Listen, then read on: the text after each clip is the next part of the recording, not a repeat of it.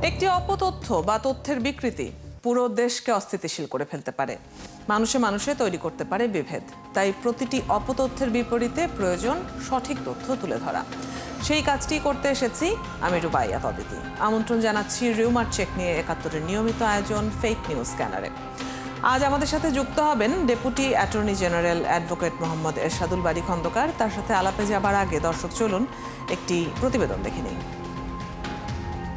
যুক্তরাষ্ট্রে ইউনূসের গাড়ি বহরে আওয়ামী লীগের হামলায় পালালো ইউনূস, এই ক্যাপশনে একটি ভিডিও ইন্টারনেটের বিভিন্ন প্ল্যাটফর্মে প্রচার করা হয়েছে। ফ্যাক্ট চেক করে দেখা গেল পুরোটাই গুজব। অপরদিকে আন্তর্জাতিক আদালতে প্রমাণিত হলো শেখ হাসিনা নির্দোষ, এই শিরোনামে একটি ভিডিও ইন্টারনেটের বিভিন্ন প্ল্যাটফর্মে। মুহূর্তে তা ভাইরাল, পরে জানা গেল এটাও ছিল গুজব। দর্শক চলুন কয়েকটি ফ্যাক্ট চেক দেখে নিই। যুক্তরাষ্ট্রে ইউনূসের গাড়ি বহরে আওয়ামী লীগের হামলায় পালালো ইউনূস, এমন ক্যাপশনে একটি ভিডিও ইন্টারনেটের বিভিন্ন প্ল্যাটফর্মে প্রচার করা হয়েছে। রিউমার স্ক্যানার টিমের অনুসন্ধানে জানা যায়, যুক্তরাষ্ট্রে ডক্টর ইউনূসের গাড়ি বহরে বাংলাদেশ আওয়ামী লীগের সমর্থকদের হামলা করার দাবিটি সঠিক নয়। প্রকৃতপক্ষে নেপালের গণ অভ্যুত্থানকালীন ঘটনা এবং যুক্তরাজ্যে একটি উদযাপন প্যারেডে দুর্ঘটনার ফুটেজ সংযুক্ত করে এই দাবি ছড়ানো হয়েছে।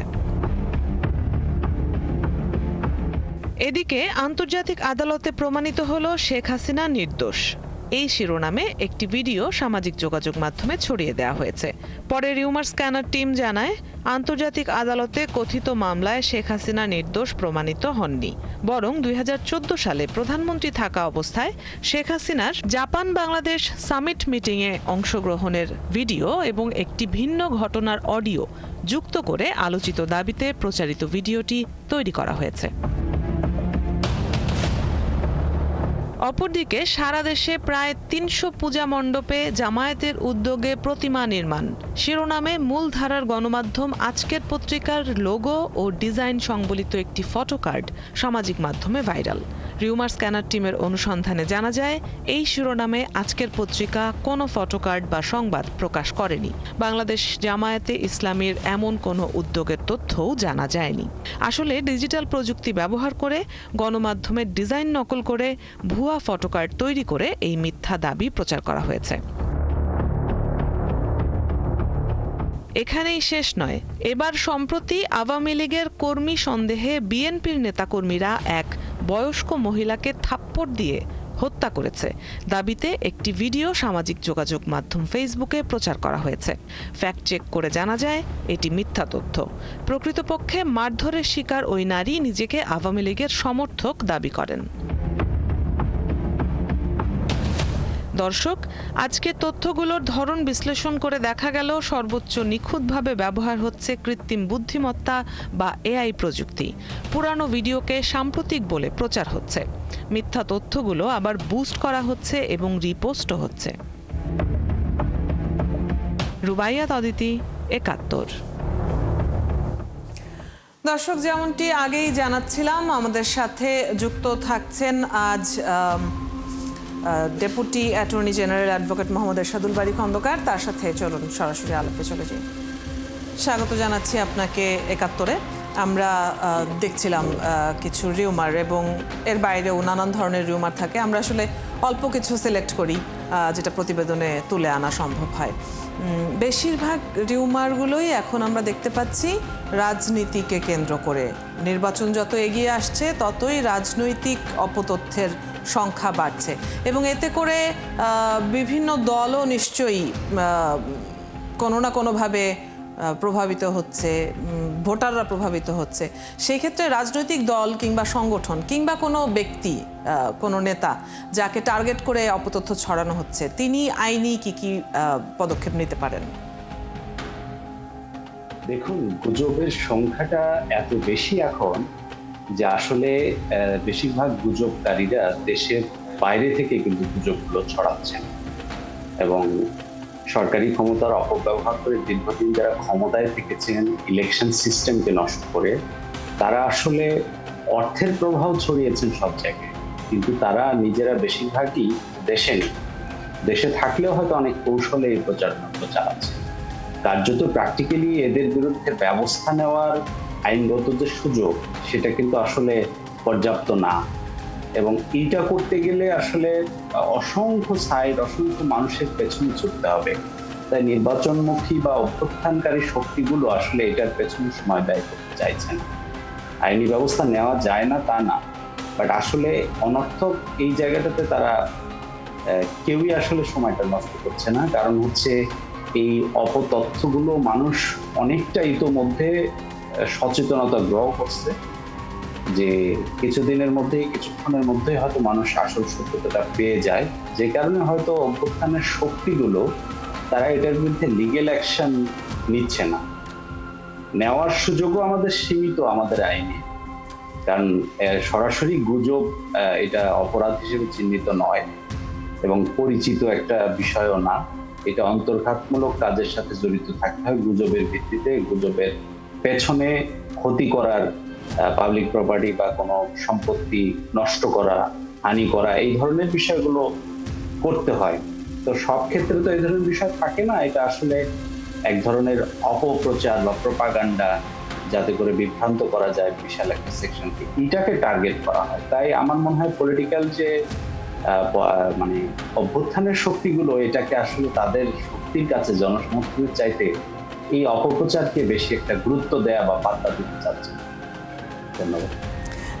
আপনি নিজেই বলছিলেন যে দেশের বাইরে থেকে যখন এই ধরনের অপপ্রচার চালানো হচ্ছে তখন তাদের বিরুদ্ধে অ্যাকশন নেওয়াটা কঠিন, কিন্তু অসম্ভব নিশ্চয়ই না, কিছু না কিছু নিশ্চয়ই তাদের বিরুদ্ধেও করার আছে। আরেকটা যেটা জানতে চাই সেটা হচ্ছে, আমরা খুব দেখছি গণমাধ্যমের লোগো ব্যবহার করা হচ্ছে, করে ফেক কিছু ফটোকার্ড তৈরি করা হচ্ছে, যেটাকে নিউজ বলে, একদম মেইন স্ট্রিম নিউজ বলে ছড়িয়ে দিয়ে অপতথ্য ছড়ানো হচ্ছে।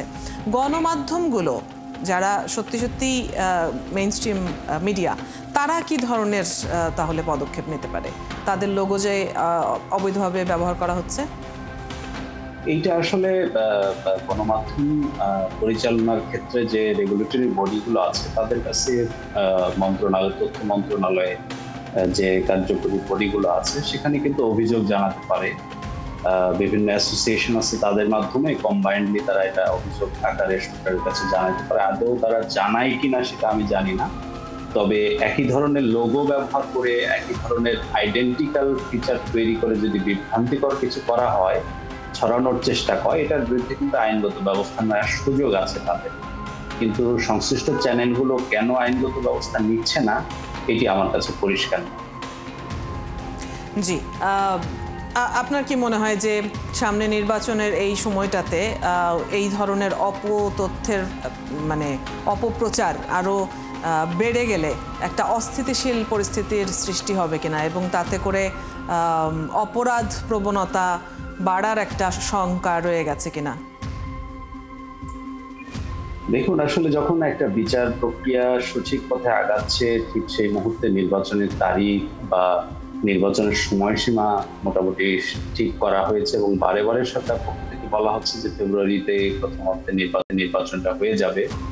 তখন আপনি বুঝতে পারছেন যে যারা ক্ষমতার বাইরে আছে, পালিয়ে আছে বা দূরে অবস্থান নিয়েছে, আত্মগোপনে আছে, সেই শক্তিগুলো কিন্তু বসেনি।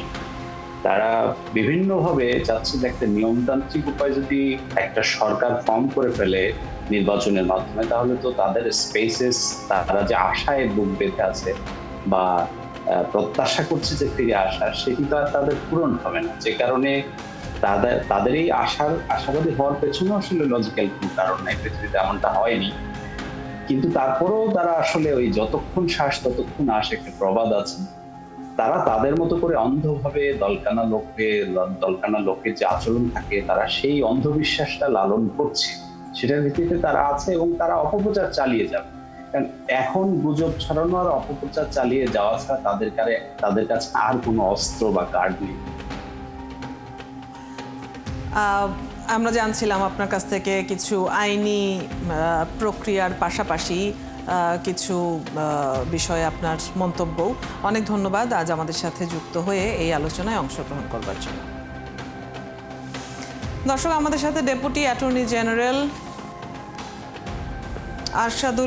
মোহাম্মদ আরশাদুল বারী তিনি যুক্ত ছিলেন, এতক্ষণ কথা হচ্ছিল তার সাথে। আপনারা আছেন ফ্যাক্ট চেক নিয়ে একাত্তরের নিয়মিত আয়োজন ফেক নিউজ স্ক্যানারে। প্রতিদিন আমরা রিউমার দূর করতে হাজির হব ঠিক একই সময়ে একইভাবে। আপনারাও যুক্ত হতে পারেন। যে কোনো খবর যদি আপনাকে সংশয়ে ফেলে সেটির একটি স্ক্রিনশট আমাদেরকে মেইল করতে পারেন fns.71tv@gmail.com অথবা ফেসবুকে যোগাযোগ করুন www.facebook/fakenewsscanner। আমরা সেই তথ্যের ফ্যাক্ট চেক করে আপনাদের জানাবো।